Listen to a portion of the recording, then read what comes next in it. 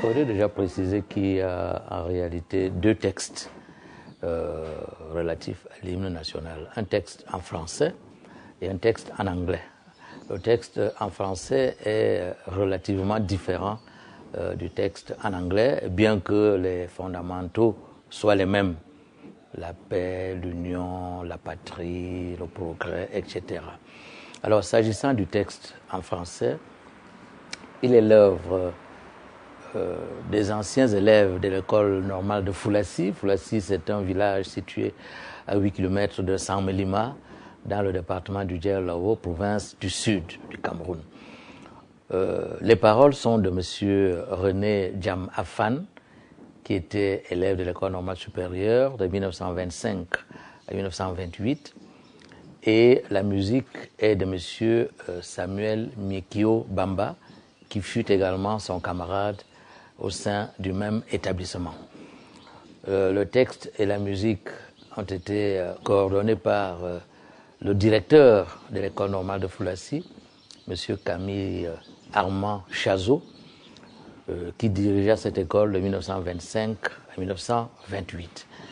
Il faudrait préciser qu'il y a eu, à l'époque, il y a eu un concours au niveau de la classe. C'était la toute première promotion de l'école normale de Foulassi, une école normale d'essence protestante, plus précisément de l'église protestante à l'époque américaine, l'église protestante américaine, qui devint en 1957 l'église protestante camerounaise, EPC.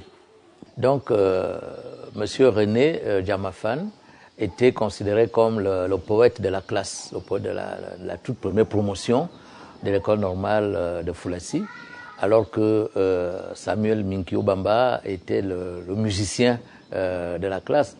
Donc tout cela a été donc couronné par M. Camille Chazot, directeur de l'école normale. Et ensuite, alors ce chant s'appelait à l'époque le chant du ralliement camerounais, en 1928.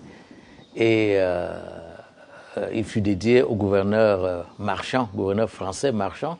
Cela s'appelait à l'époque haut commissaire de la République française au Cameroun. C'était le haut commissaire Marchand. Donc ce chant du ralliement fut dédié au commissaire Marchand. Le 10 mai 1957, le territoire camerounais sous tutelle de l'ONU devint un État autonome, avec une devise, un hymne et un drapeau. On adopta donc le chant du ralliement comme l'hymne de l'État autonome du Cameroun sous tutelle de l'ONU et administré par la France. Mais en réalité, de manière formelle, le chant du ralliement devint officiellement hymne à l'issue de la loi du 5 novembre 1957. Mais de facto, ce chant était déjà l'hymne, puisque le 10 mai 1957, l'État du Cameroun était né.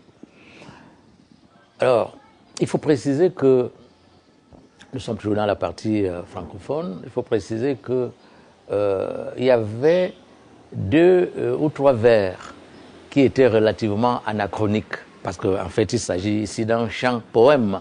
C'est un chant rédigé sous forme de poème avec des vers et des rimes. Alors, il y avait, je crois, 2 ou 3 vers qui étaient anachroniques, parce qu'on disait au Cameroun, berceau de nos ancêtres, autrefois tu vécus dans la barbarie. Comme un soleil, tu commences à paraître, peu à peu tu sors de ta sauvagerie.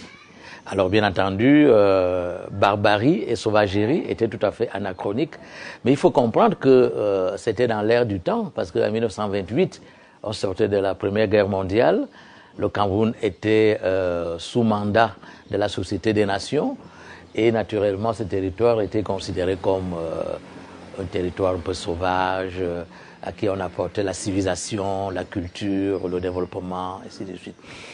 Mais 10 ans après l'indépendance, le président de la République, à l'époque Amadou Ahidjo, décide donc de modifier tout cela, d'enlever toutes les connotations ayant trait à la barbarie et à la sauvagerie.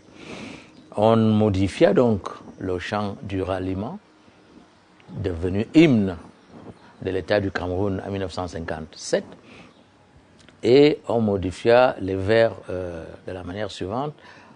Au Cameroun, berceau de nos ancêtres, ça ne changeait pas. Au lieu de « autrefois tu vécu dans la barbarie », on mit donc « va debout et jaloux de ta liberté ».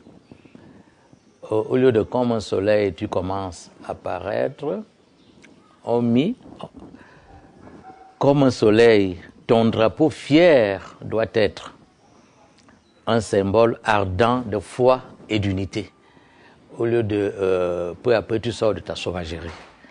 Ça, c'est la modification qui fut matérialisée par la loi du 20 mai 1970, c'est-à-dire 10 ans après l'indépendance du Cameroun d'expression française. Et puis par la loi du 12 juillet 1978, on formalisa officiellement l'hymne national du Cameroun en 2 versions. Une version française, œuvre donc de Miki Mbamba pour la musique et de Jamafan pour les paroles, et une version anglaise, œuvre de l'ancien ministre, écrivain, essayiste, poète Bernard Fonlon. Bernard Fonlon, qui était donc un poète, écrivain, musicien et ministre de la partie anglophone du Cameroun. Parce que bien sûr, comme vous le savez, le Cameroun avait 2 États jusqu'en 1972, un État d'obédience francophone et un État d'obédience anglophone. Donc comme je l'ai dit, les 2 hymnes ne sont pas absolument identiques. La musique est la même, mais les paroles ne le sont peut-être pas. Mais fondamentalement, nous retrouvons les mêmes mots-clés, la paix, l'unité, le progrès, la prospérité, l'union, et ainsi de suite. Voilà donc en gros l'histoire de l'hymne national du Cameroun.